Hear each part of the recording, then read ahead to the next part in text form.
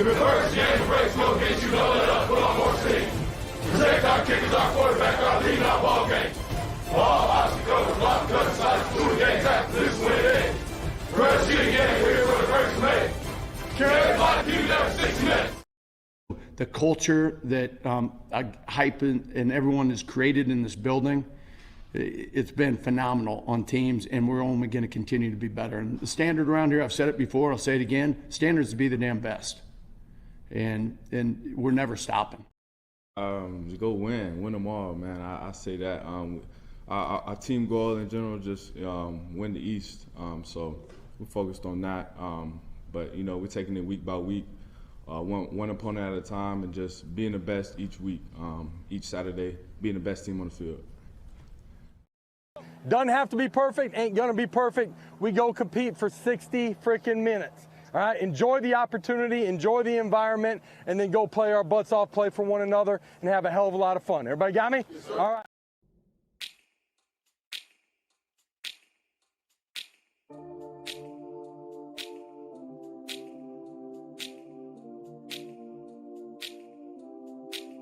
Do you remember when we fell in love? I remember, don't worry. Do you remember? I remember how it all began. How could I ever forget? It's the first time. Do you remember? I can feel it. I can feel it. I can feel it coming in the air now. I can feel it in hands. I can feel it anytime. I can feel it coming in the air now.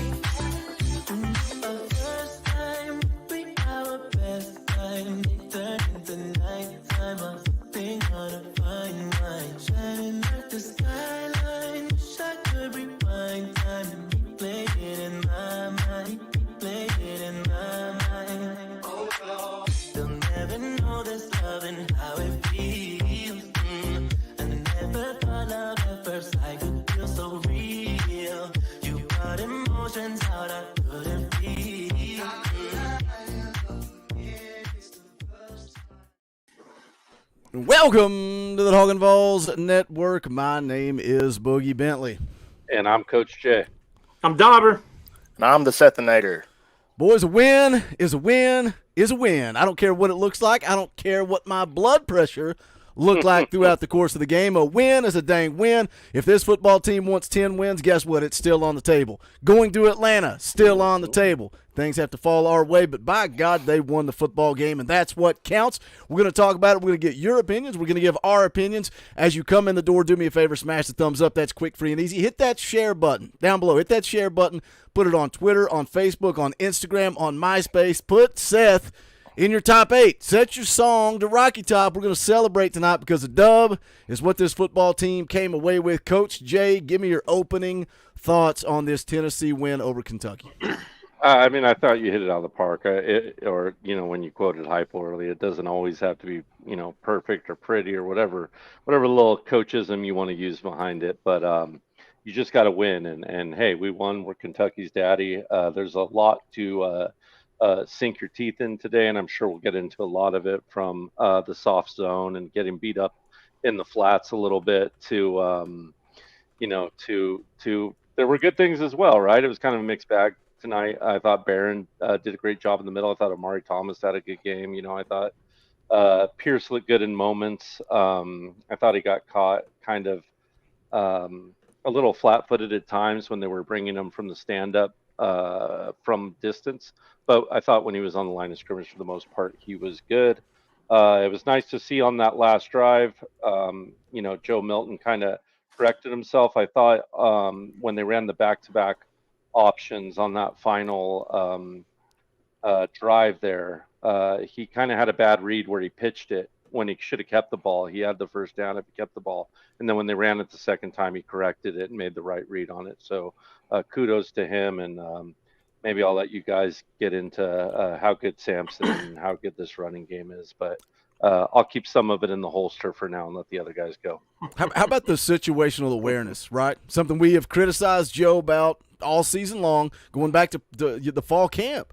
And then he comes out there into the game, picks up the first down on the QB power, or if it was the speed option, I can't remember. And he has the situational awareness to get down inbounds and let that clock run out. Dauber, 33-27 win over Kentucky. We're still Kentucky's daddy, no matter what the talent says, no matter what the coaches look like, no matter what the predictions say, no matter what the stats say. Doesn't matter. We're Kentucky's daddy. What are your good to go up to Lexington and get a win. I think – I know you gave me a call Wednesday night because I was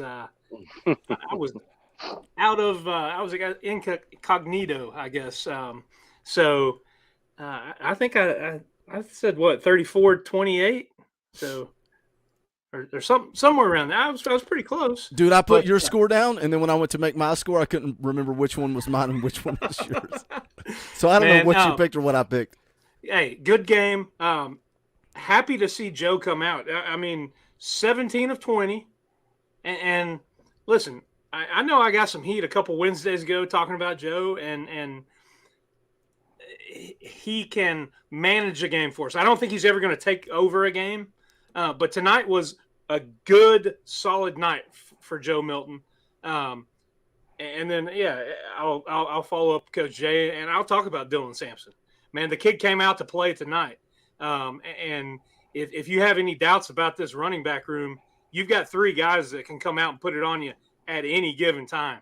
And for a sophomore to come out and particularly in the fourth quarter in a tight game and be able to play like that, really seal the game away for this team. Hey, a W is a W, but moving forward, I've got some worries and concerns about this defense and about this secondary, considering what we found out this week with Kamal Hadden going out. Moving forward, I think you're struggling in that secondary, and that was a weak point to begin with, and now you've gotten much weaker. So you're gonna have to have some guys step up on the back end of the defense, because tonight you got carved up, almost 400 yards passing. That you gave up to Kentucky. And I know it was some of it was scheme related, and Coach Jay can get into that a little bit more. Soft zone and Leary was taking what we gave him a lot, but there were a few plays where, man, the coverage just wasn't there, and a couple steps late. But we'll hash all that out in a bit, man. What do you think, Seth? Is he a deer in headlights? What happened? You hear us, Seth? Yeah. Welcome to the show, Seth. Everything went out for a minute. There you go. Whew, okay, sorry about that. Hey, You're all right. good win, but ugly at the same time. I feel like we were sending every now and then, we just weren't getting to them. I feel like we didn't get the sack enough. But anyways, really, heck, y'all about said every single thing that I thought, man. That's fair enough. Should let Seth go first. Yeah, probably. My bad. Yeah. These guys tend to get a little long-winded. It's okay. We'll go through it step by step. We'll break this thing down. We're going to get your comments. Got a bunch of super chats. Let me hit these real quick. Sammy P for 5. Says Samson needs to be the thumbnail for the day after Boogie, win or lose. Man, that's in my notes.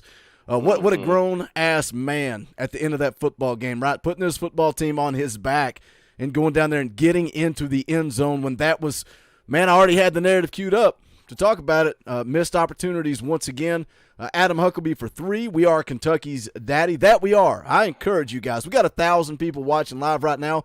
Go to the merch. It's in the link. The link's in the description below. Pick up your Kentucky's Daddy merch right now. Let somebody know, because that's never changing. It's not going to change. We own Kentucky. We are their daddy. Mark Wilson, been a member for 29 months. That is a long time. Appreciate that. Mark says, go Big Orange. Noah James for 5. Just win. That's all you have to do. GBO. I agree, Noah. We can still be frustrated, though. We're going to talk about some positive things. We're going to talk about some negative things. We're going to talk about what this team has to clean up moving forward. But look, this was a big one. This was a big one if you wanted to get 9 wins. It's something we talked about on the tailgate show. You lose this game, now all of a sudden you're looking at 7-5, 8-4 as the floor. This was a big win for this football program. Go take care of Connecticut next week for homecoming, and then get ready for a game against Missouri that Tennessee is going to have to figure out this pass defense going into that one. Dylan for 5, I think a lot has clicked with JoJo. Love to see it. We'll talk about Joe tonight. VFL Willie for 2, I call it D. Samp.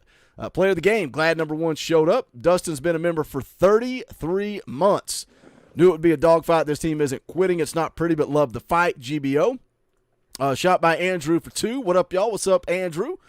J-Ball for 2. I see 8-4 this year. Losses to Georgia and Missouri. Maybe, but we could be looking at 7-5. So get those dubs and move forward. Coach Rice for 2. Defense better play better versus Mizzou and Georgia. Coach Rice looks like me. It's a win. We should be celebrating. Still angry. Adam Cook for 5. Our game plan was to make Leary beat us, and despite a career game, he could not. Great coaching. GBO. I've got some questions about the coaching we'll get into. Austin Bailey, been a member for 10 months. Kentucky just cramped again all night long. Papa J for 5. Okay, whoever says that opposing team's QB can't throw needs to shut the heck up the rest of the year. Great win. Go Big Orange. What are you supposed to base it on? Because I saw somebody posting in the Facebook group saying, oh, it's comical. It's comical. All these people in the media, all the talking heads, and you know they're talking about us, right? They're in the Talkin VAWLS Facebook group. They're talking about us. Devin Leary has sucked all year long, Dauber. He's been terrible. We got the 2021 Devin Leary that everybody thought Kentucky was getting in the portal. Well, I mean, you go back to last year and you look at the game Spencer Rattler had. Although we all the stuff that came out this week, but go back to Kentucky running a wide receiver at quarterback years ago and beating us. We for some reason, whatever, it's a Tennessee way to do it. You have guys come out and have career games against us. But as that comment earlier said, Leary came out and he had a heck of a game and still couldn't get it done. And that's at the end of the day. You had Milton play well, and the defense did just enough, and it was a shootout. And I think we all kind of thought, going on the road, they've got, I guess, that revenge factor, that little brother Napoleon syndrome all the time, because they bring their best team ever into Knoxville in the top 10, and we blow their doors off. And that was a really bad Tennessee football team that did that to a top 10 ranked Kentucky team. So, I think overall, the things to work on, things to look at in this game, but this team did what they had to do going on the road and winning a tough conference game. And I will stand by. I think I saw growth, especially from Joe Milton. Dante Thornton, another guy that the heat's been on him all year with the drops. He had a couple big catches at critical times. And then, just can't say enough about this running back group, man. The game that Wright had and then Sampson at the end closing it out. Just super happy to see that. It's something to build on moving forward. And I know we've got some tough ones left, but you can sure build on what happened tonight in Lexington. I gotta keep Dauber focused. He's like a freaking cat chasing a laser pointer. I want to talk about Devin Leary. Seth, you mentioned something earlier that I was thinking during the game too. Everybody's going to blame the secondary. Rightfully, the secondary sucked. They were awful tonight. Yeah. They were terrible. Kamal Haddon was out. Was that all Kamal Haddon not being on the field? I don't think so. A big key for me, that defensive line did not get home. And that was a big factor in this football game with Devin Leary throwing. What did he end up? 28 of 39, 373 yards, 2 touchdowns. Oh, and a big fat loss. I mean, he had a freaking career game against us. I mean, Anthony Richardson did last year too. But yeah, I don't know what it was. Even whenever we was sending, we'd get so close, but just could not, couldn't finish it. You're talking about was Kamal Hadden probably part of it. I think, and I'm eating crow still a little bit because I was harsh with him, but I miss him. I'm missing him now. I mean, but I think having that faith in that guy, in your defensive backs, your corners, just don't trust the coverage as much, so you're not sending as many people. So I think we try to do a little too many 4-man rush. But Go ahead. I was going to say, and Coach Jay may be able to shed some light on this. Do you think that tonight was more scheme related defensively? Do you think that they were trying to line up to stop Ray Davis, and that's why the secondary and the back end was what you saw tonight? Let me piggyback with Dauber on that. If you're lining up to stop Ray Davis, why are you in such a soft zone in the secondary? It looked like the Florida game where they were soft in the secondary the whole night. Talk ball to us, Coach. I think, yeah. So, first of all, let me just go on record before I answer any of this. I didn't like the defensive scheme today, but maybe I can talk about what I think was going on, and we can talk about that. It seemed like for the most part, we started dialing up pressure a little later, but for the most part, we wanted to get home with 4, and we thought we could stop the run, with 6 in the box basically, and keep everything in front of us. Right. Think about it. Leary's not throwing well, right? So let's make him beat us in the run. I do think, that was part of what was going on. I would have liked to seen a lot more man to under from us. And if you think about it, we're really banged up in our edges right now too, right? When 8 and 4 were out there, they were picking on those guys when 0 and 1 weren't on the floor for Tennessee. They were really picking on the edges, so I think that was a big problem. Let me jam some super chats if I don't choke to death. I'm gonna I was lagging quite a bit, so I don't know how much of that got through. But you cleaned up now. You're cleaned up now. Pie Man for 2 says bowl eligible. Okay, Isn't it funny that we just don't even think about that now? Like, it's just, of course we're bowl eligible. We don't worry about that around here anymore. Joe Brown been a member for a year. Appreciate that, Joe. Surprised the refs didn't try harder to send us home with the L. Way to go, boys. Hopefully we bring it all together for Mizzou. Yeah, but when you talk about the bias, they're not worried about Kentucky. Kentucky's not making the playoff, so they're not trying to protect Kentucky. That's why when we talk about officiating and we talk about protecting teams like Alabama and Georgia, you got to understand the narrative, right? You don't just always come in here and talk about the officiating, but when you're trying to protect your golden gooses that you want to get into the college football playoff because you're talking about a ton of revenue for the conference, that's what we saw a week ago. Will Murley been a member for 2 years. Appreciate that. James Fair for 2. Refs are still bad. No live ball penalties for Kentucky. Wade Rouse for 5. Go Vols. Great to finally get a win on the road. Wasn't pretty on defense, but I'll take it. Got to go to bed. Work tomorrow. I'll catch the replay. GBO. Thank you, Wade. Appreciate it, brother. Crystal for 5 for Seth's debut. How about that debut? A deer in headlights just staring at the screen. Seth, you got to go back and watch it because I know it didn't make sense to you because you couldn't see anything. But when you go watch the replay, you're going to say, welcome to the Talkin VAWLS Network. Oh, I'm sure it was awful. It's all right. Hey, it's a beautiful thing. Hey, you could be sitting here He playing looked like Marvin Gaye and singing. Yeah, he looked like our DB sitting back in the soft zone. Yeah.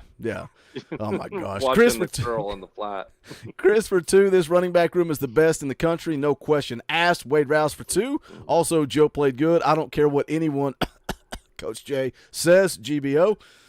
William Dyer. Talk about that. William Dyer for $20. That ain't cheap. That's Orange Boy. We'll play the clip. Rocky Top, you'll always be.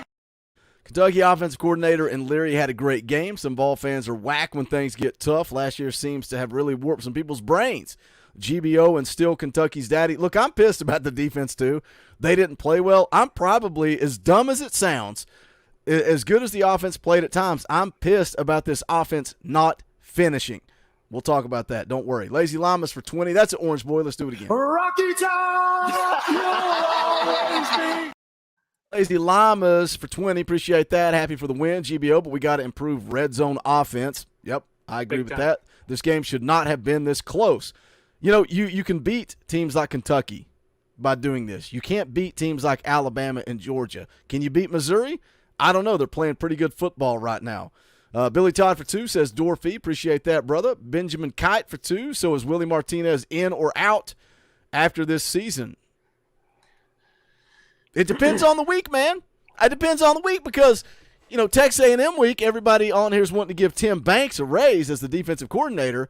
And then the last couple of weeks, they're ready to fire him. So it just depends on the week. Rolly season for 5, even though Joe is a 6-year guy, he still hadn't started much or got much meaningful experience until this year. He is putting it together. GBO, you got to be better, man, as a 6-year senior. Pie Man for 5. Also, Joe's signing to Thornton. Oh, signing to Thornton to run right to get that was huge. First was really good. Great.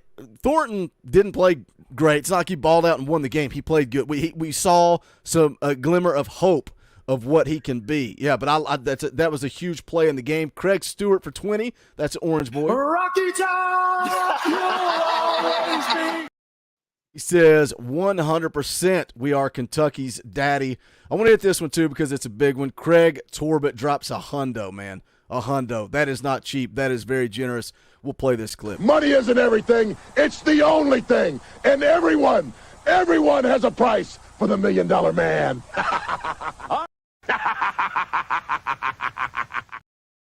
Appreciate that, Craig, man. $100. That's a lot of money. We appreciate that support. 2023 is great. 2024 smells like 98. Thoughts? Seth, what are your thoughts on that? I think it's more 2025 is going to be 90. Feel like 98. Even though I don't really remember what 98 felt like. I was just little. I was going to say, were you even born, Seth? I was little. I was 4. So what makes you say 2025 versus 2024? So going into this year, I would have thought I kept saying 2024, but for some reason, the more I see our freshmen and sophomore defensive players, and really some of even our offensive players, we're not seeing any of our younger line right now. I haven't seen enough to say that 2024 is going to be the year. I think we're going to be really good. I think we could possibly see a repeat of what we ran into last year. But I think 2025, once Nico has a full year already starting under him and all the other weapons around us in our defense and Arian Carter and all of them have a whole year under them, I think 2025 just looks and feels better. The thing that concerns me about next year is the offensive line. Mm-hmm. You're losing a lot of talent, a lot of guys that have played a lot of snaps. But man, I'm excited with what we've seen from the young guys. And we've still not even seen some of these guys that are, you know, the heralded ones. You know, they've played a little bit and made a little bit of impact, but I think it's the tip of the iceberg. I'm super excited to see Nico, but I'm not just throwing it over to him right now because how can you? You can't. How can you? I mean, I don't know. It's that whole, you know, backup quarterback's the sexiest guy on the team, but you're talking about a team that's, you know, bowl eligible now. And still in the hunt for everything. And I think tonight you saw Joe play his best game, even though stats-wise it wasn't, you know, lighting it on fire, but he managed the game. So let's. You think Joe was good enough in this game to beat Georgia? No. But was the defense good enough to beat Georgia? Even without Brock Bowers? Yeah, no. Look what Georgia did today against Florida without Brock Bowers. Here's my concern with Joe Milton. We're going to take Craig's very generous $100 super chat. Thank you so much for that, Craig. And we're going to bleed it into this as you guys talk about being excited about Nico in the future, and I am too. We kind of laughed about it in the tailgate show. Like, everybody on the panel would have started Nico tonight. If given the opportunity, who are you going to start? Nico. And Joe played good football tonight. And you can talk about his stat line and it not being 17 of 20, 227 yards and a touchdown. Ran the football, 10 carries, 26 yards. He took a bad sack. Ramel Keaton was wide open. There's things that he does that drive me nuts. But let me tell you what bothers me. And I had everybody on Twitter pissed off right before halftime. Everybody on Twitter is coming at me, and nobody understands the argument. They're all yelling at me about Joe, and I'm not talking about Joe. I'm talking about this coaching staff. Because going into the locker room at halftime, they did not trust Joe Milton. I don't care what you say. I don't care how you spin it. This coaching staff did not trust Joe Milton to go out there and run the 2-minute offense. You're up 20-17. You got 1 minute and 46 seconds to play. What are they doing? What are they doing with Hendon Hooker last year? And I know people are sick and tired of hearing about Hendon Hooker. You want to talk about what they would do? What was it, 15 seconds against Alabama? You go out there and you sling the rock and try to win a football game. That's against Alabama. Now you're playing Kentucky, and you run the football twice and let the clock run out? No confidence in Joe Milton. Well, it wasn't even that. It was the play calls and then the lack of urgency. That's what I'm talking about. That's because there's no confidence. They ran it twice and bled the clock. Perfectly happy to go in the locker room. Yes. Go, Coach. I can tell you're dying to talk. Yeah, no, I mean, I'm a little cynical on it, obviously, but I just, for me, I wouldn't trust him either. I mean, not to just let it rip and throw the ball. I wouldn't trust him at all. He sits back there and writes freaking the third installation of the Bible every time you sit him back there to step back and throw. And I'll tell you what else also happened in this game. Like, let's just take the series with the wide open touchdown to Nimrod. Joe Milton didn't throw that winning touchdown pass. The running game threw that touchdown pass because Kentucky was selling out and playing tight on the cuff, right? It was one read. Go back and watch that play. Everyone go back. Watch that play. How many reads does Joe make on that play? One. He stares down Nimrod the whole time and throws it because Nimrod's wide open. The running game gifted him that touchdown. And that's why I bring up the Georgia thing. It's not so much Georgia, but I don't think that game beats Missouri, quite frankly, either.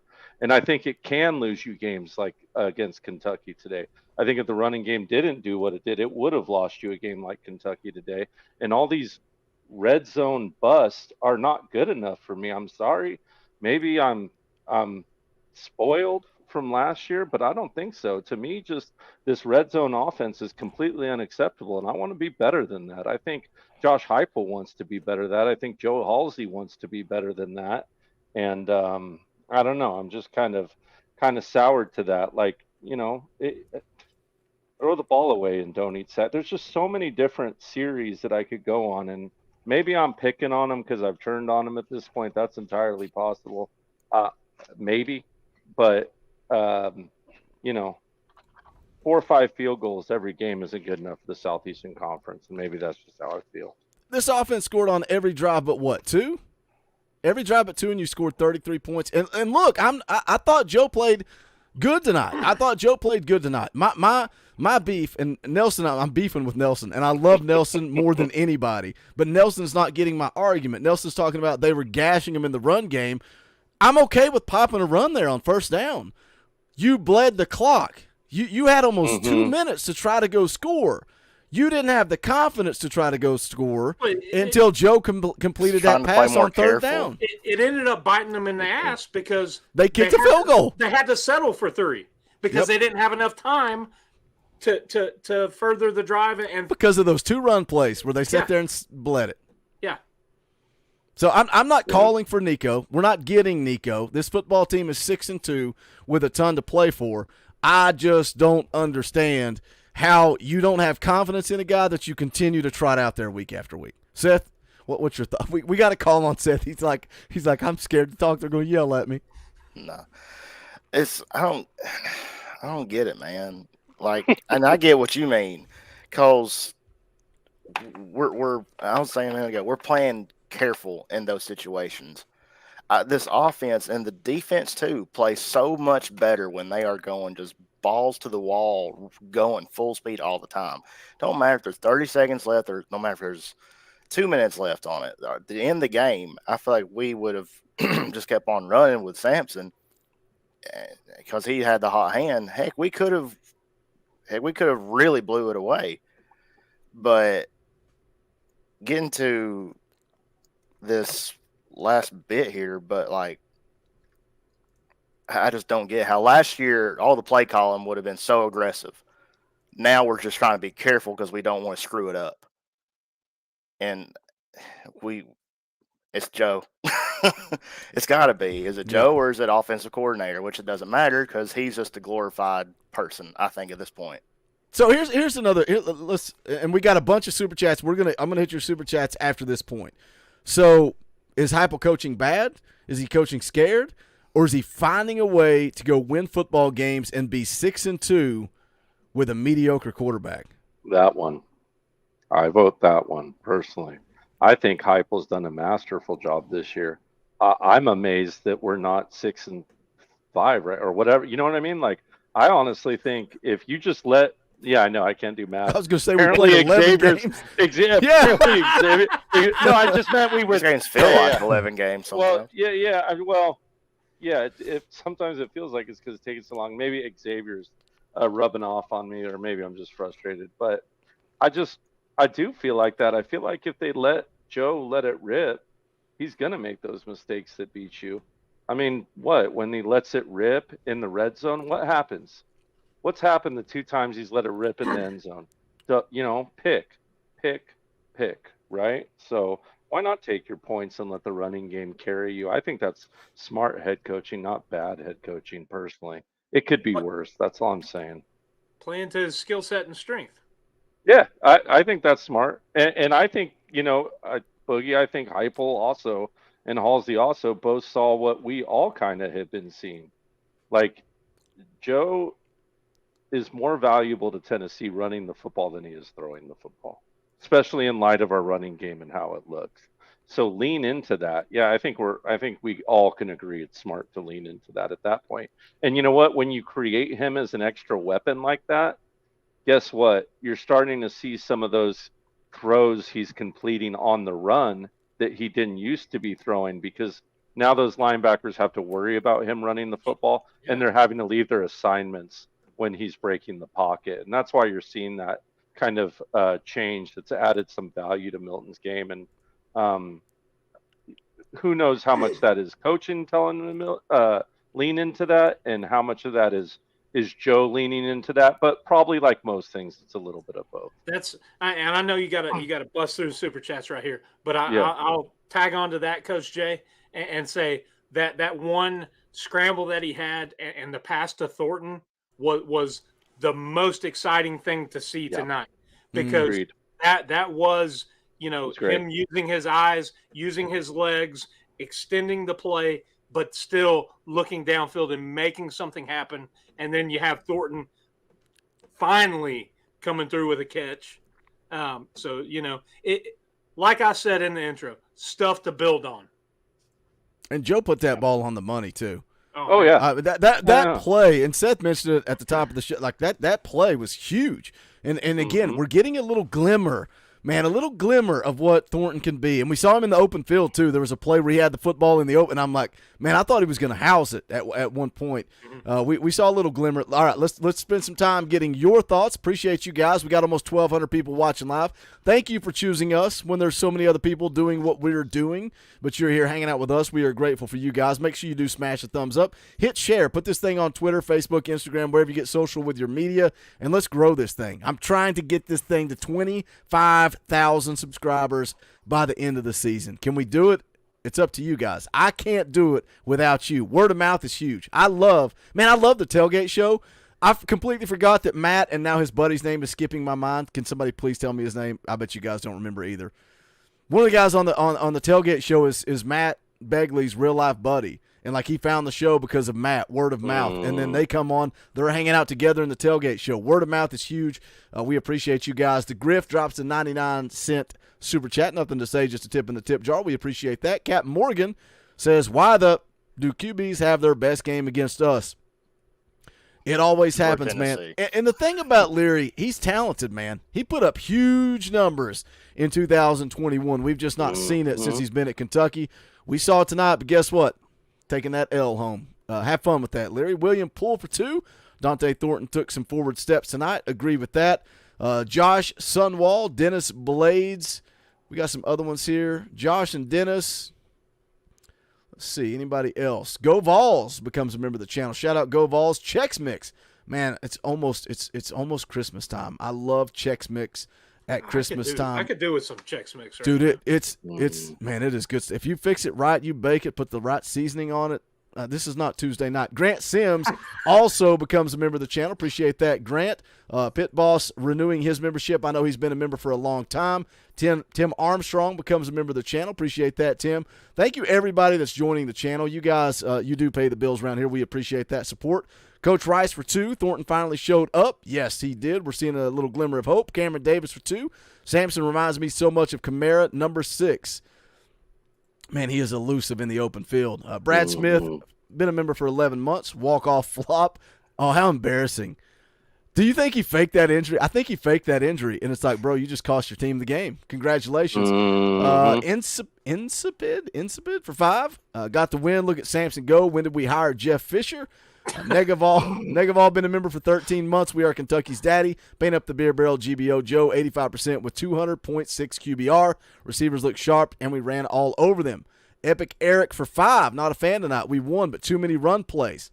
It's okay, Eric. It's okay. I've seen people in the chat saying, good Lord, could you all be any more negative after a win? We call it like we see it. I'm never going to come on here and say, picture perfect win, boys. Let's go to bed. I'm Turn it happy. on. Let's go. I'm just going to tell you what I'm frustrated with, what they're frustrated with, and if we argue, we disagree, Coach Jay pulls scams on me and has Nico jerseys hid. That's what happens on this channel. It is what it is. Shannon DeCannon. Yeah, man, it's making me jealous. I really want a Nico Dark Mode jersey. It's pretty cool. Look like an idiot. I mean, I get tattoos that look like daubers, so why not just wear clothes that look like yours?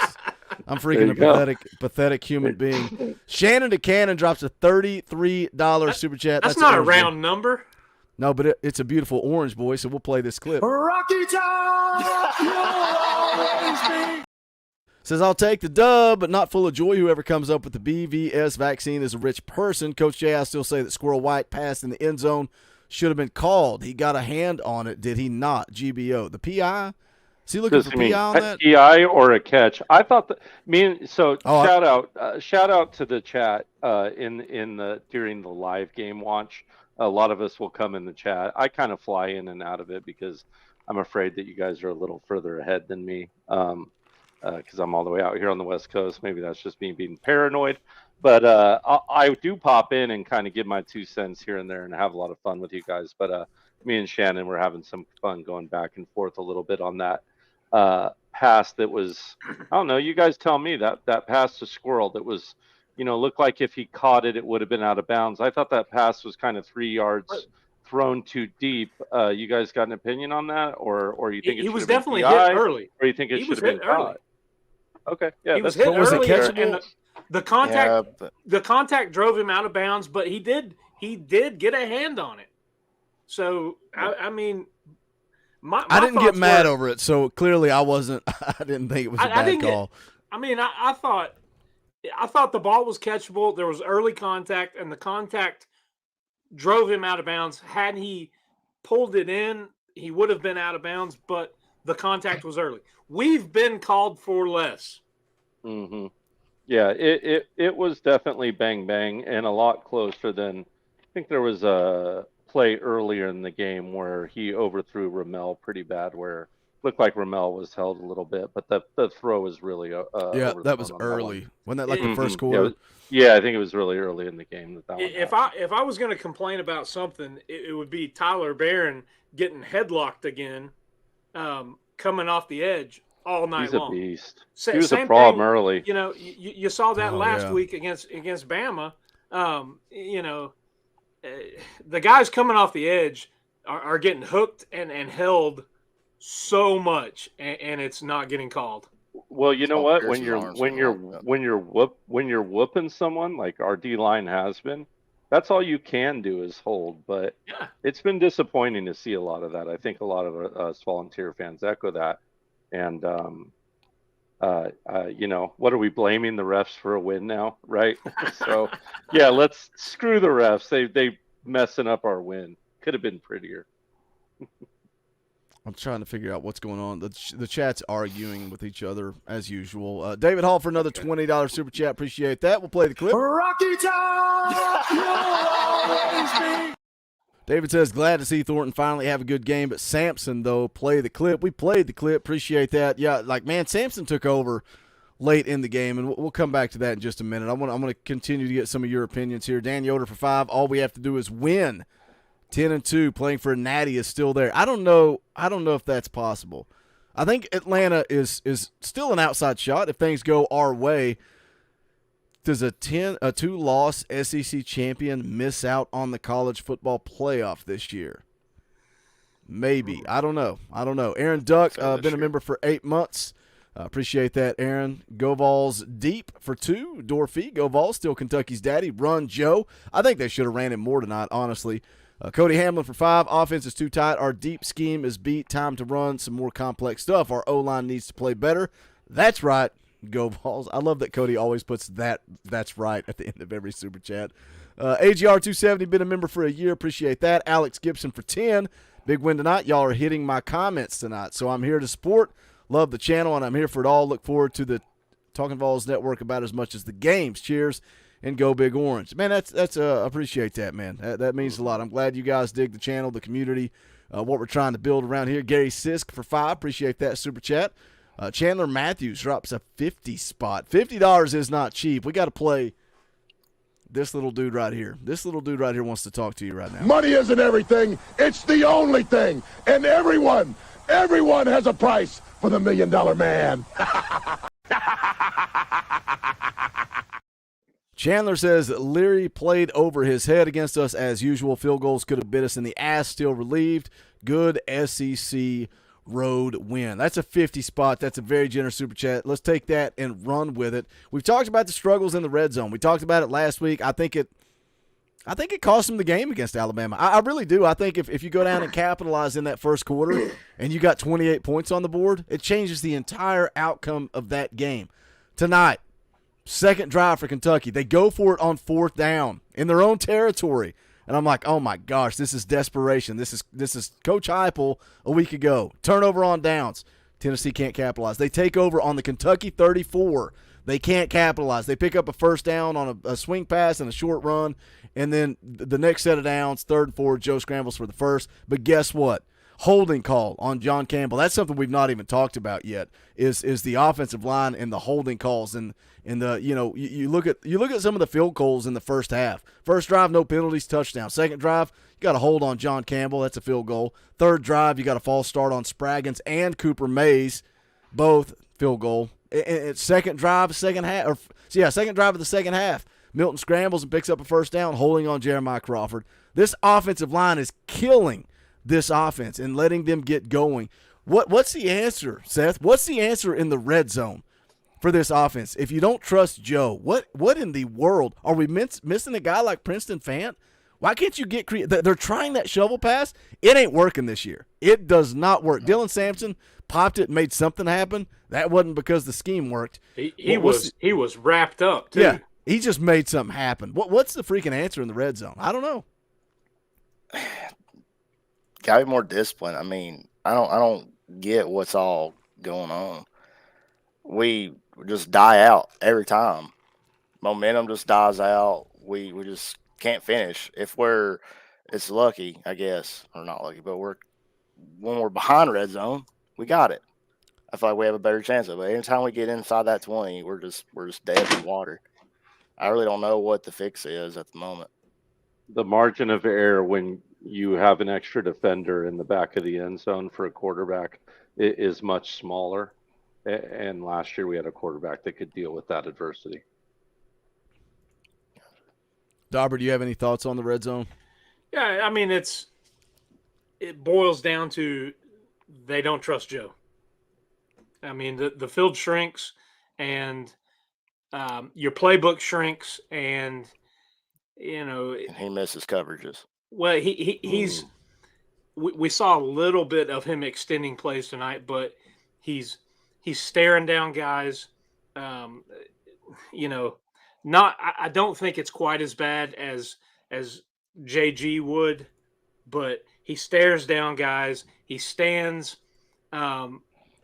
Tonight he was able to kind of move the pocket, but he stands for too long, and that's. You look at that one series when he was sacked 2 plays in a row. I know it was one of them was just a whiff and a bull rush that he really had nothing to do with. But they're not necessarily coverage sacks. I think there are times when he should use his athletic ability and his size and legs to get out of that pocket and go. He doesn't make those decisions. And I don't know if he's seeing it. I mean, he is slow with his reads. He's slow with his throws, and he tries to make up for it with arm strength. But he's 6-2, and that's the debate. That's the dilemma. That's what we're dealing with. It's hard to, just say, oh, it was 6-2 quarterback. Well, let's go with somebody else. Because you either look dumb for playing this guy for those 8 games, or you look dumb moving away from him. So it's point of no return. It is, and that's you've kind of got to ride with Joe because I agree at this point. You've put that's where you've put it, and just let's roll with him. And hey, build on tonight. That's all I'm going to say.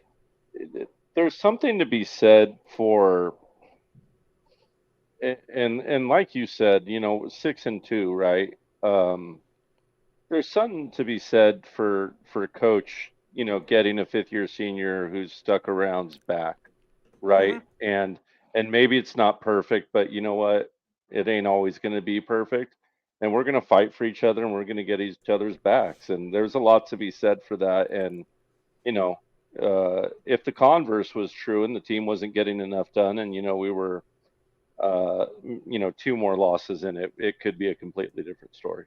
So I'm kind of with you where we are with Joe at this point of the year, and Nico. I think you're kind of to the point where you kind of got to ride him at this point, right? There's no way Nico's coming in. Injury or bust. That's it. From now on, especially after the win tonight, ain't happening. There's no scenario where you change to Nico at this point. David for 5, appreciate that. 1, they played all 4 quarters. 2, Joe played a great game.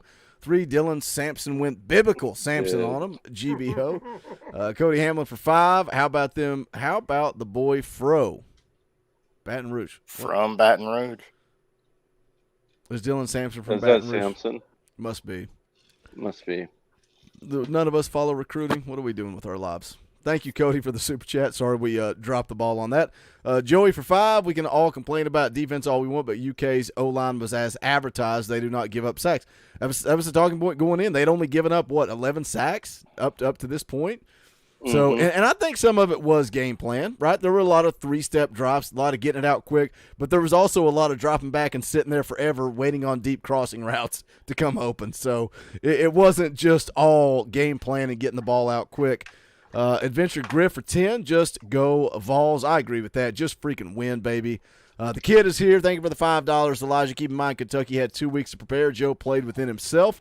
Typically, though, Mark Stoops has been awful coming off of a bye, but the Lazy Llamas for 10. Coach Jay, can you please explain the difference between playing quarterback between the 20s and playing quarterback in the red zone? Apparently, it needs to be said. I think we just touched on that.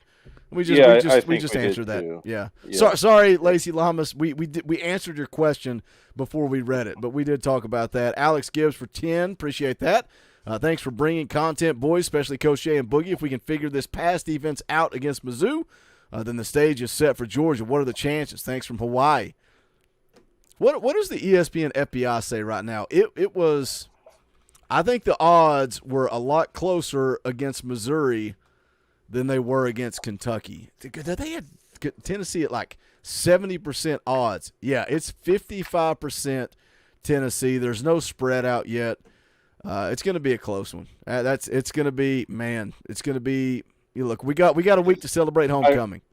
I will say this about the Missouri game.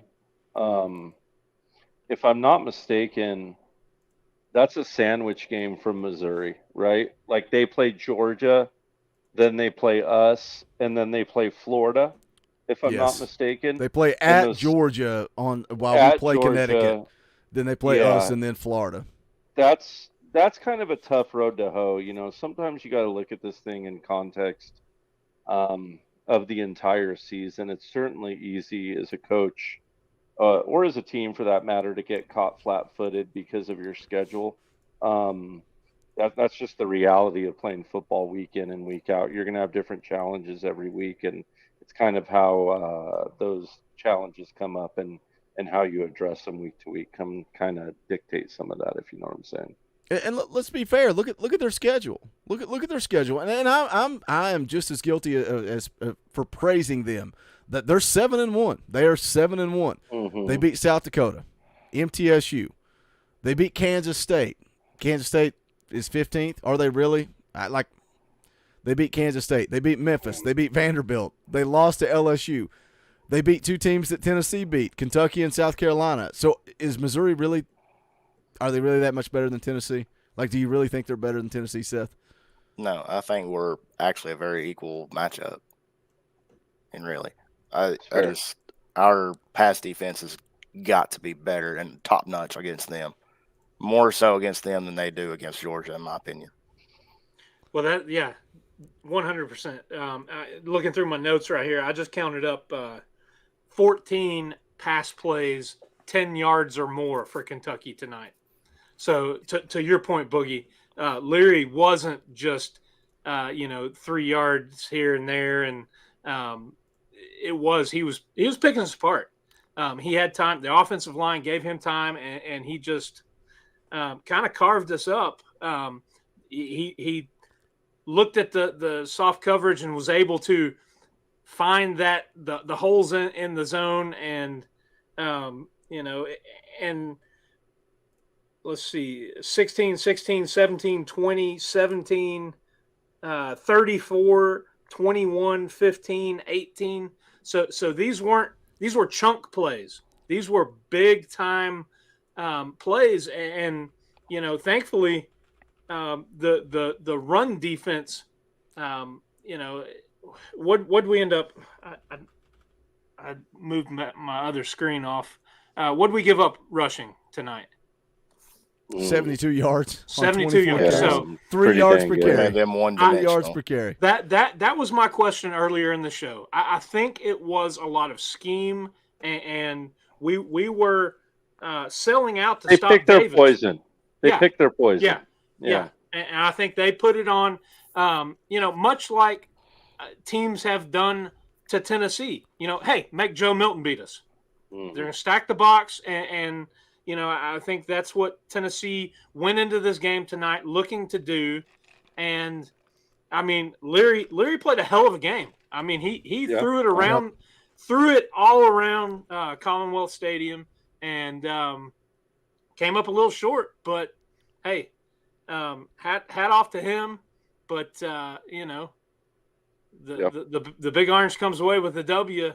But, like I said, there's things to work on and improve, and I think tonight you see as much criticism as Haddon has received, and Seth said it earlier. I think he was missed, and I think unless somebody steps up, that could be an issue moving forward.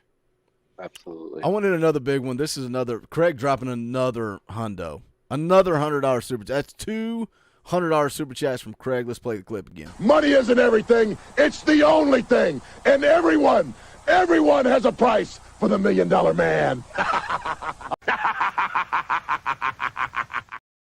I honestly think we need to throw this one in just for Craig. To be the man, you got to beat the man. And I'm saying, woo, right here.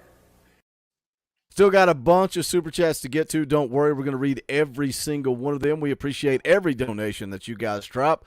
But Craig drops a hundo. I want to hit it right now. Says, I made a bet on this game, so I'm happy to share a door fee. Where do you have to go, Craig, that you get in for $200? Where are you going, bro? It ain't $200 to get in. It's $5.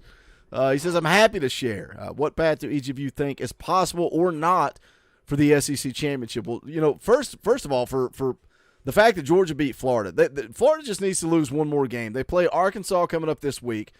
They have to play LSU on the road. That's a loss. They got to play Missouri on the road. So they've got to lose to either LSU or Missouri. For Tennessee, you just got to go beat Georgia. And then you've got to hope that some way, somehow, Missouri or Ole Miss beats Georgia. Both of those games are home games for Georgia. So it's a long shot. Seth, you think Tennessee has any shot of playing in Atlanta? It's very slim. I mean, everything's just got to go our way. And we've got to win out impressive, too. I mean, we got to do great the rest of the way and be perfect the rest of the way. And I just – sorry, I don't see it. I don't see it. I'm negative all, but I don't see it. I do think Ole Miss could potentially beat Georgia. Would I bet my life savings on it? No. Coach, any shot at a SEC championship appearance? I mean, there's always a chance, right? I don't think I'd go out there and put money on it. I think we can beat Georgia. I think we can beat Missouri, but the inconsistency has me concerned. I'd be lying if I said anything other than that. And really quick, while we're talking about it, I know. Did everyone in here have Tennessee going 9-3 this year? Boogie, I know you did. I know I did. Dauber, Seth. Yeah. No. So let me ask you guys this real quick. Talking about coaching earlier. So if you could just look at all of Joe Milton's, stat lines for the games he's played this year, would you still pick 9-3? If you knew nothing else. Rephrase that. If all I saw was how Joe played. No. Okay. Do I know how the running backs are running the football? No running game stats, no I'd defense. say 7 and 5. Nothing. 7 and 5. Okay. No, I didn't think our defense would show up the way they have. I know the passing defense hasn't been quite on point in the last couple of games here, but yeah, and the running backs too. I didn't think in any way they were going to be as dominant as they have been. Jalen Wright and Sampson have just been on a tear.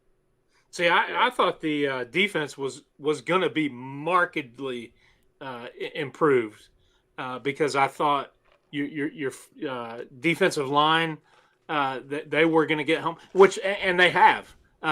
Tonight it didn't show out in the stats, but they've disrupted quarterbacks. They've got pressure, allowing the linebackers to kind of play freer.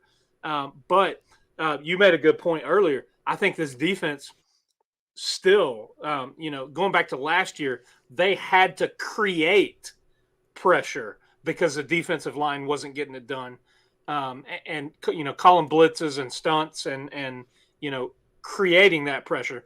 They're getting pressure this year, but I think they play better when they do dial it up and cause that chaos. Sure.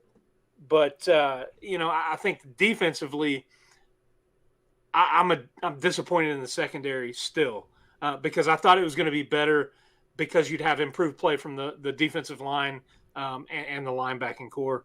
But overall, X has said it for a couple weeks.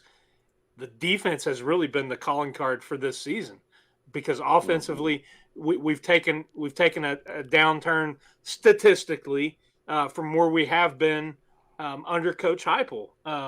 It's not as explosive. It's not as exciting. You look at tonight. We had a comment earlier talking about it was boring. We're running the ball too much.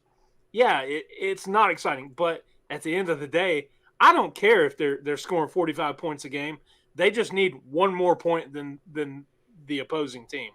Yeah, and just to tag on to that really quick, and I want to ask someone if anyone else caught this or feels this way, but one of the things I always look for when I coach a defense is the game, and as the season goes along, is how's my defense look? Are they playing with mouths wide open? Do they got their hands on their hips? Are they tired? They look like they're gassed. And to me, this football team, this defensive football team tonight, they had their hands on their hips a lot. They had their mouths wide open a lot.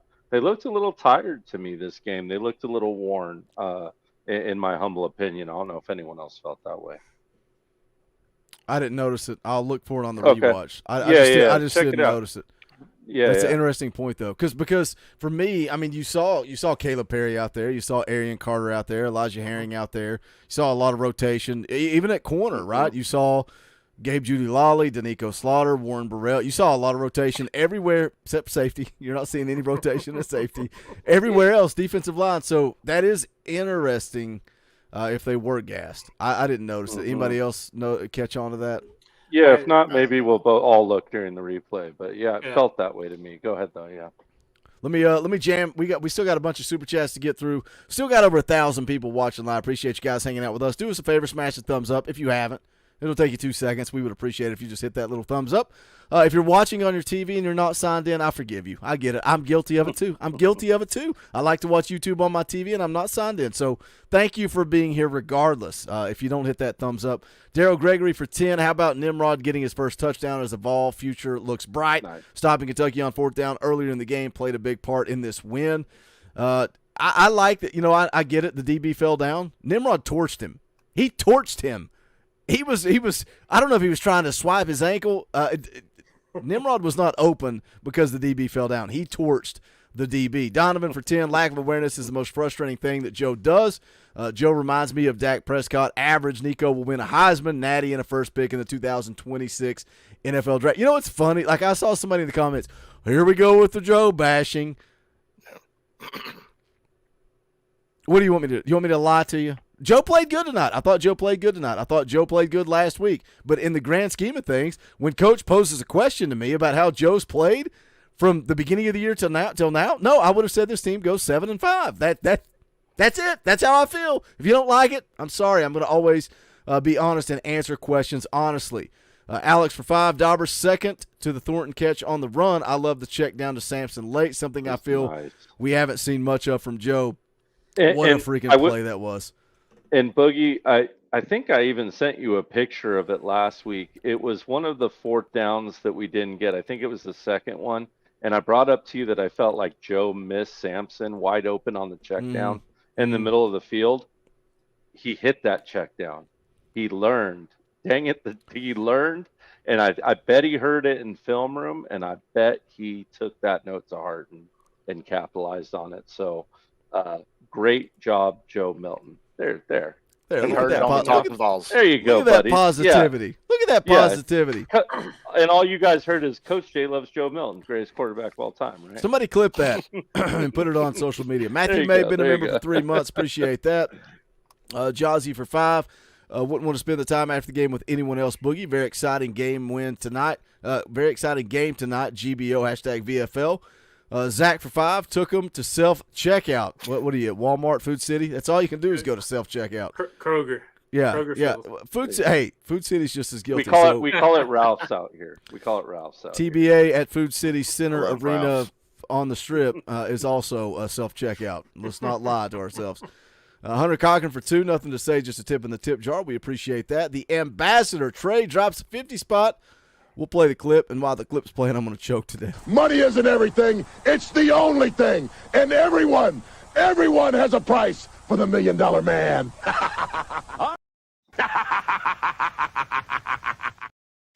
Appreciate that, Trey. Very generous, my friend. Glad for Thornton. So tired of being frustrated at Joe's mental mistakes. Open playmakers on routes and gets sacked, almost ran out of bounds instead of hitting the marker in the first half. Coaches, no shot at the end zone at the end of the first half with timeouts. We addressed all that earlier. Man, that came through 30 minutes ago. I'm sorry, Trey. We addressed all of that. I do appreciate the very generous super chat, my man. Randall for 2. Offensive line and receivers hasn't proved trust them either. Coach Rice for 2. The throw was late. Late read like always. Scotty Hurley, that's Matt's buddy. Scotty Hurley is Matt's buddy. That's an orange boy. So we'll play a clip for Scotty. Here's the clip. Rocky Top! Says, appreciate the shout out, man. Did I give you a shout out when I couldn't remember your name? I'm a horrible person. Shout out, Scotty. Milton was a great game manager tonight. I feel like he played out the way we thought it would. DB's got to play better. No one I trust in single coverage. Win on the road is sweet, though. Go Vols. Agree with that. Always celebrate a win. Tim for $1. Nothing to say but a tip. Appreciate that. Angry Titan for $2. We got to teach our players to sell holds. Hands up. Man, it's a sad world we live in that you got to sell it. You got to sell it when you're getting held. Thank you, Angry Titan, for the $2. Nil for $5. Are y'all worried with Haddon now out of the lineup because our secondary is struggling bad tonight? I think, yes, we would all be in agreement with that. Casey Edwards for $5. In my opinion, Keaton was out of bounds on that first down catch. Finally, a call goes our way. I don't think there was enough to overturn it. We got lucky they called it on the field the way they called it. Yeah, I'd agree with you. Grant Sims for $20. That's an Orange Boy. Rocky Top! Grant says, hey, Boogie, just want to say thankful for this channel. I'm a Vol living out in Oklahoma, so can't talk Vols with a lot of folks. Thankful for the content and camaraderie. This channel is therapy. GBO and roll the dang clip. I appreciate that, Grant. I love it because we hear that story from so many people, right? That's Bob's story in the chat. So many people say that, man, there's and really, like, what I want this show to be is like Talking Dead. I love The Walking Dead. I love Breaking Bad, and they had Talking Dead, Talking Bad, and they would recap the show immediately after. That's what I want this show to be. If you don't have somebody to talk about, how many times did Tennessee lose a game and I'm just sitting in my recliner pissed off and everybody in my house is asleep and I ain't got nobody to talk to because I can't talk to JP because he's the most negative person on the planet. That's it. Do you think that Coach Heupel in film room talks to Joe Milton like Walter White talks to Jesse when he's being dumb in the mess shop? I just hope that Joe doesn't start as the villain and Heupel is the hero. I hope that's not what we see happen. Yeah, anybody that's watched that show, have fun with that comparison. Zach drops a 20 spot. That's an Orange Boy. We'll play the clip. Rocky Top! Zach says, love calling my grandpa after Vols win. Love this community. When our front seven doesn't get home, our DBs are exposed. Keep up the good content, fellas. GBO. Man, that seems like an ongoing theme. Thank you for that super chat. Seth drops a 20 spot. That's an Orange Boy. Rocky Top! Says, my thoughts on the red zone struggle is 1, they don't trust Joe. 2, because it seems like our playbook is handcuffed due to Joe's limitations. They slow down, which kills the tempo. Talked about that earlier. They do. Yeah. Again, you're trotting a guy out there that's the best quarterback on the team, but you don't trust him. That's and this team's sitting at 6-2. It's the most frustrating damn thing that's happening right now that I can't figure out. This is the guy that you believe is the starter, but you don't trust him enough to run your full offense. But guess what? Josh Heupel's still finding a way to win, and that's all that matters. Joe Milton, next great Tennessee Titans quarterback. Oh, my gosh. I'm sorry. Who would you rather have, Joe Milton or Will Levis? I would probably rather have Joe Milton, believe it or not. It's like, clip it. Are you sure? Oh, my gosh. I'm messing with I'm you. dead. Yeah, you would much rather have Will Levis. You'd much rather have Will Levis. Let me have fun. So it's like, oh, my gosh. You'd run the Wildcat at quarterback. Yeah, there you go. Tim Armstrong for 5. I wish we wouldn't slow down the game down on 3rd and 1 or 3rd and 2. Just line up and run the ball again. Instead, we slow down and give the D a chance. Scotty with another 5. Appreciate that. Joe is not the reason we are 6-2. We are 6-2 in spite of Joe's play, unfortunately. We've talked a lot about that over the last couple of weeks. Redneck Dwarf for 20. That's an Orange Boy. Let's play the clip. Rocky Top! Says, you mentioned trust. I see it as less trust in the O-line than in Joe. Penalties, blocking, not consistent. Both play a factor in the trust. Low trust in both results in more conservative play calling. I mean, it's fair. It's fair. I think there's more lack of trust in Joe. It leans more that way, I believe, because the play calling. I think you saw a much wider playbook last year. Because, and especially in the red zone, because of the trust you had in Hendon Hooker and his accuracy. Let's see here. Shannon for 5 says, is it possible that Joe signed the NIL to stay at Tennessee? He remained the starter for this season. Seems we changed our whole offensive philosophy. No, I think the offense changed because of Joe's skill set. It was made for Joe, not Hooker. Yeah, I think you he's gotta- asking if NIL has something to do with Joe starting over Nico. I don't. But I do think something weird is going on. I mean, they're there. both getting paid. Yes. Yeah. You know, like they're both getting paid at the end of the day. I truly believe it has much to do about chemistry and what Dauber was talking about Joe has played well enough that Heupel doesn't want to F with the culture because the culture is good at Tennessee right now, and culture is fragile within any program. So, and you're in a strong position. Look, Heupel's not dumb. He sees what we all see. He knows he's got a real strong shot in 24 and 25. He knows he's got a young defense circling. I think he knows that if he's able to put a good offensive line together through young talent and the transfer portal, that he's going to have a shot to win the ship. I truly do believe that. So to me, it's about culture, and we're too far down that path to take a different one. Seth, you were going to say something. Jump in there. Yeah. Don't think I was. All right, No. then sit tight. And guess All right. what? I'll keep jamming super chats. Dennis for 5, nothing to say, just a tip in the tip jar. We appreciate that. Seth Brooks for 2. What's the path to the SEC championship? I don't see it. Sorry, I didn't mute. I'm dying. Got to have a lot of help. Well, number one, you just got to beat Georgia. All you got to do is beat Georgia, Well, and then you got to hope that they lose to either Missouri or Ole Miss at home. Florida's going to lose another conference game. That's no questions asked. But September 16th sealed it. Georgia's got to lose one more, and that's if we beat them. Right. Right? You got to beat So Georgia, and they've got to lose to either Missouri or Mississippi. That's it. September 16th in Gainesville took it out of our hands and put it in other people's hands. That's why that loss was so freaking brutal. Absolutely. It makes me sick because Florida still sucks. Yeah. Cody for 20. That's an Orange Boy. We'll play the clip. Rocky Top, you'll always be. Dylan Sampson, the bad ass from the Bayou, needs more touches. Coach Jay, do you think our deep air raid scheme is busted or exposed, or do you think it's just Joe? That's right, go Vols. They're just freaking – dude, they're leading you into dark waters. They're like, hey, Coach, can you insult Joe some more for us? I know, right? Hold on. Let me get my dart out real quick. What are you supposed to do, lie? Like, are you supposed to lie? Yeah, no, listen.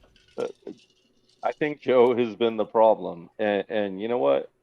We're all going to find out together next year, right? So, I don't know. Maybe it's just kind of that kind of mean. Let's just go find out. Defensive coordinator kind of attitude that I can have sometimes, but at this point, I think we've all said what we need to say about our opinion on Joe, and I know some people think it's coordinator. I know some people think it's play call. I know some people think it's just a mixture of it. And yeah, it can be a mixture of it because like we've all talked about, right? They obviously don't trust Joe. I don't argue that or contend that, but no, I don't believe it to be busted. And I think you're going to see that proven next year. So I'm going to take a dart off the board for a second and be take optimistic. Get it. Yes. Just be a little optimistic. Last couple of weeks with Joe running the ball more, I think that's given him a little extra boost and confidence in himself. Also, today in the last couple of games, we're catching also the receivers are catching more of those balls. So his numbers are looking a little bit better, and I think that's giving him more confidence than everybody else too. The offense, minus the running game because they were already so good, looks a little bit better. Just looks a little more crisp. I hope it just keeps on going from here. So here's the Joe's thing, done. I agree. These look better. I just think there's a ceiling. I said better. A little lower than I like. Yeah. The last 2 weeks have been his best 2 games. And I said it from day one. I'm going to judge Joe week by week because he's so inconsistent. But when you ask me as a whole, I'm going to tell you how he's played as a whole. Howard's about to throw that dart back. You're right. I'm about to wing it back at you. God, and Boogie, you're absolutely right. The last 2 weeks have been Joe's best games, but look at what they've done and how many points they've left on the field. Oh, I know. Because Joe couldn't get it in the end zone for a myriad of reasons. But, tonight you settle for field goals. And the second drive, I'm texting my buddy saying, here we go. Is this going to bite us in the ass at the end of the game? Second drive of the game. Hey, pause. Shout out to Charles Campbell for kicking the field goals. MVP. That dude's not missed from inside 50 yards. I tweeted that out tonight. He has not missed inside 50. That is big time. Throw it out there. Dude has his job. He goes out and gets it done when the offense can't put it in the end zone for 7. And tonight, 49-yard, I think it was career long, wasn't it? Yeah. So getting it done. But at the end of the day, and Coach Jay said it earlier, settling for 3, you're not going to win games against Georgia and Alabama and those teams. That's the difference. You gotta, especially when you get in the red zone, you got to finish.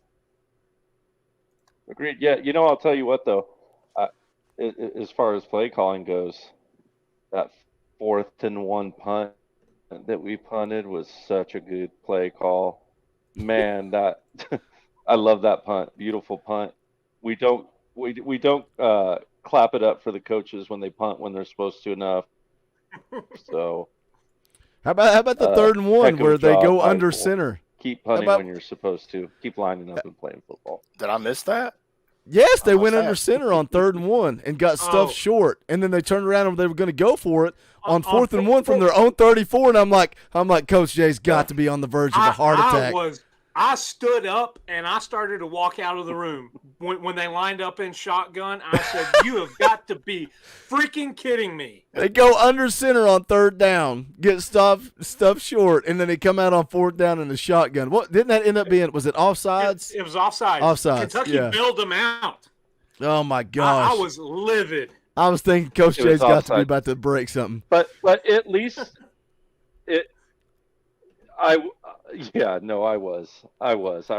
was ticked. I liked it when they punted earlier, like I just said, but that had me a little frustrated. Let's put it that way.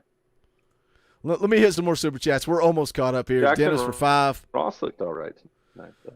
Yeah, I think Ross has played great outside of the first game. Dennis for 5. I was at the Alabama game last week and heard Sweet Home Alabama until I could puke.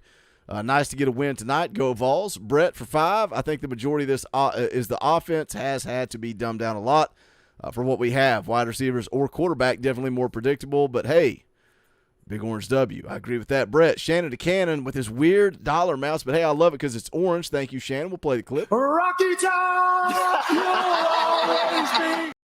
Shannon says, fellas, I have 2 words, transfer portal. As fans, we better learn to enjoy this year because 2024 could be worse. I don't think so. I think 2024 is going to be better. GBO and thanks, Talkin VAWLS, for a place to hang out with the Vol fam where we can cheer and rant at the same time.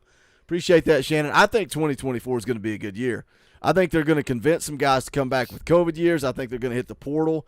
And I think you got some weapons on this Tennessee football team. The entire running back room outside of Jalen Wright's back. Cam Seldon's going to have a year to develop. You got some weapons in the wide receiver room. We saw Chaz Nimrod tonight. How much does Caleb Webb develop? Squirrel White's going to be back. Mike Matthews coming in as a 5-star freshman. What's he look like? And guess what? Quarterback play is about to be elevated. So get excited. Elijah Moore for 5 just tuning in. A few takeaways. Joe is looking more like the guy each week. Running back room is a top 5 room in the country, and we're going to miss Haddon. I agree with all that. Thank you for the super chat. Jarrett Faust for 10. Good point, Jay. Tight games will come down to red zone production. Can't produce in tight windows with a QB that can't process. No margin for error. Scares the coaches, which limits the calls. Griswold for 5. Is that you, Clark? Just love the show. Thank you, guys. GBO. Thank you, Clark.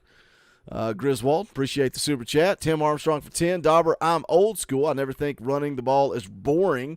I would be the worst OC ever. Give me 3.5 yards per carry. I will forget that throwing the ball is even an option. I was thinking that when Dauber was saying that too, but Dauber's not wrong. No, people want to see the big splash plays, but when you run the football the way that Tennessee did tonight, 47 carries, 254 yards, 2 touchdowns, average 5.5 per carry, That's a recipe for winning football. But Dauber's right. People are saying, "Oh, I want the big sexy plays to Jalen Hyatt." That's what I want to see. The W is the ultimate. That's all it's about. Stats can go out the window. I don't care if they run the ball or throw the ball. Get it in the end zone. That's all that matters. Yep. Dave Morrison for 2. Reckon the folks who booed hadn't missed him yet. I'd say a bunch of them do.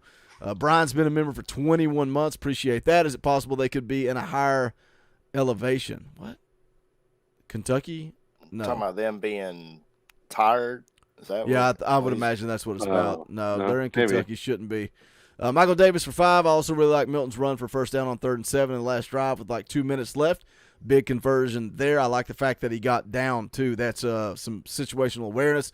GBO 423 for 5. Got my Kentucky's Daddy shirt Thursday. It's awesome. Love what you guys do. Keep it up. Appreciate that, brother. Go check out the merch, bonfire.com/store/Talkin VAWLS. The link's in the description below as well.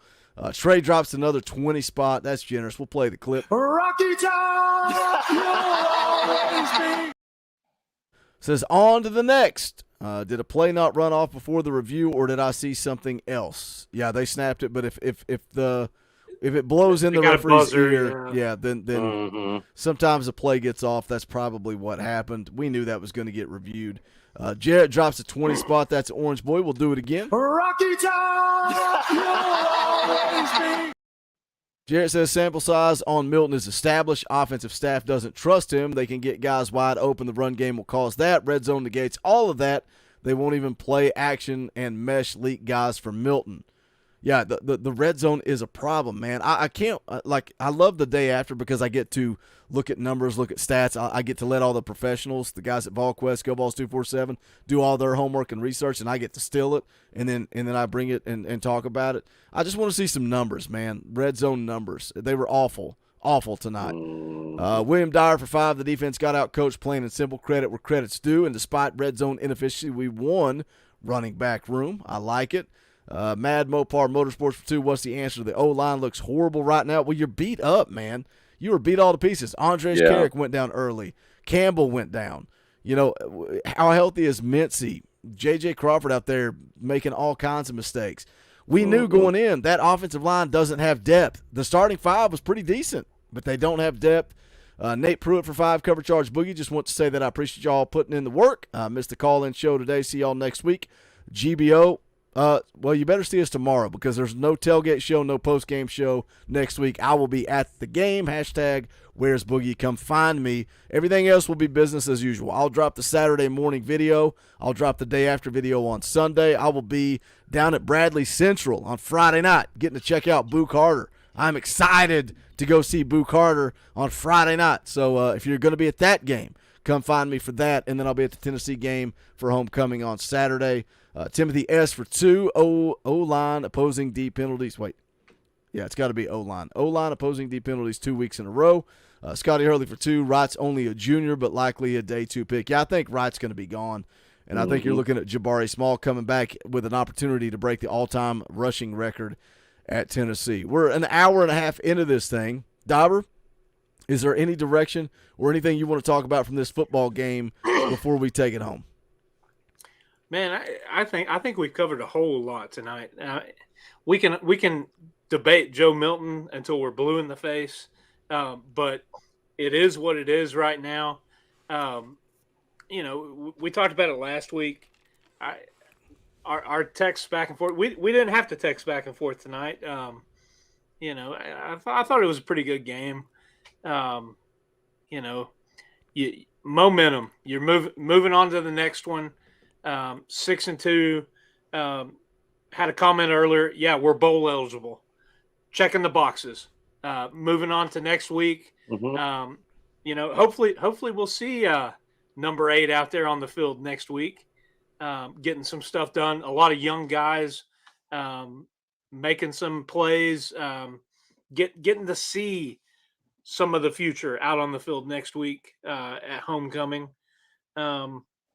But we talked about earlier in the show. You still got to have help, but everything that you set out for is still within reach. If you have some help, but you got to take care of your business first. You can't worry about everybody else. So, I think this team travels back down to Knoxville tonight. Looks at the game film, and there are things that they need to work on and get better. You got pretty much a cupcake next week. Missouri is going to be tough on the road. We talk about it every time you go on road in conference. It's going to be a dogfight, unless you're going to Nashville. That really shouldn't be. But yeah, you still got to get up and play Missouri and then Georgia. I think that is going to be where this season is defined and how we kind of view this. We all kind of picked 9-3 going into the season, but man, you can change a lot of opinions and views come November 18th when the Dogs come to town. So a lot left to play for, a lot to still be excited about, a lot to be excited about in the future. I know we've talked a lot about 24 and 25, but I like the way this program is trending. Let me hit this super chat real quick. Jarrett drops $20. That ain't cheap. That's Orange Boy. Rocky Top, you'll always be. He says, but Dauber, you cannot be one-sided. You cannot be a one-sided offense, especially in the red zone. They must honor the pass, or they just condense the box, makes it too hard. Good QBs allow you to play action off of the respect for the run game. Yeah, I mean, I think a couple people caught my comment. I was replying to somebody saying that the game was boring. All we were doing was running. But, I mean, it is what it is. Like I said earlier, we got the W on to next week. So, Mike, I'm not going to say his last name. I thought you were going to fix your name, Mike. You told me you were going to fix your name, and you never have. But he drops a $2 super chat, says GBO. I see a lot of people in the chat saying that they are going to be at the Bradley Central game. Feel free to say hi, but don't be weird. Just don't be weird, man.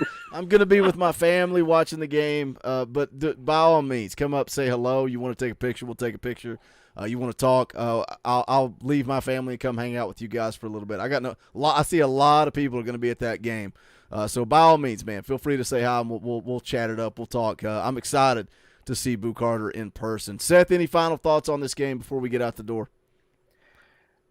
Overall, a decent game, really. I mean, I think we have a lot of things we need to improve on.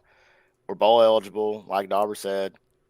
Check box, or box check. But we just need to keep getting better. Secondary needs to be, or pass defense, not necessarily, but just needs to be addressed more. Hopefully next week the young guys get to play, and we just need to dominate and win, and then move on and start looking for Missouri. Orange Sea Line member for 10 months. Shout out Gary, Joe Milton's biggest fan. He thinks Joe's a Heisman candidate. I'm just kidding, Gary. Says that was my first non-Vandy road game. Go Vols. I would love to hear how that went, man. I hope you jump on the fan call in tomorrow with us. Let us know what that experience was like. Mm-hmm. Donovan for 2. Where are we Tuesday? Take a guess. # college football playoff. I say 20. That probably sounds about right. Top 20, somewhere around in there. You're not going to bump much off of this win, and I think 21 in what the AP poll is pretty accurate. Coach, any final thoughts today? A good win, all right. Always good to have some normalcy restored and beat Kentucky, right? Can't be going and losing to little baby Kentucky. That would just be embarrassing. So always a good win when you beat Kentucky, and there are good takeaways from this game, but there's some troublesome stuff as well. I say we look at that glass and we say it's half full. Or maybe that there's half left to drink. I don't know. You all go out and philosophize and figure it out yourself. But go Big Orange, and let's just keep getting better, man. Everyone's talked about what the road to or the path to an SEC championship could be. I know it's coach speak, but let's just worry about the game in front of us, right? Whether that be Tennessee or whatever football team, Boogie's high school team, or mine getting ready to start the playoffs. 9-1 going in should be a fun time. So let's just keep it in front of ourselves, keep getting better, and who knows where it can take us. Maybe Joe's found something with running the ball. Just like us to see us solve that red zone deficiency problem, and I think we can take a big step. Just one more huge piece to that puzzle, but it'd be sure nice to put it together. Bottom line is this football team has 6 wins right now, and they're getting ready to play Connecticut, Missouri, and also Vanderbilt in 3 of their last 4 games. So I think this team has a ton to play for. Appreciate you guys hanging out. We'll be back bright and early tomorrow morning with the day after video. I'm going to go to sleep. Hopefully my voice hangs in there because I'm about to die. But we'll put some thoughts together. We'll make that video. We'll do the fan call-in show tomorrow at 7 o'clock. Business as usual all week. Monday morning with Eric Kane. Tuesday night should be NCAA night. It's Halloween. I got to figure out what the family's plans are. If not Tuesday, we'll bump it to Thursday, and we'll do it one way or the other. Wednesday night at 7, Friday morning with myself and Coach Jay. I promise not to flake on him. I'm going to brag about how great Joe played tonight. And then Saturday, I will drop a morning video, and then I will be out of office until we come back Sunday for the day after video. I appreciate you guys understanding. Sometimes family comes first, man. I make a lot of sacrifices for this channel. But when my daughter says, Dad, I want to go see Tennessee inside of Neyland Stadium, that takes priority. So I hope you guys understand that. But we're out the door. For Coach Jay, for Dauber, for Seth, my name's Boogie Bentley. This is the Talkin VAWLS Network. Go Big Orange.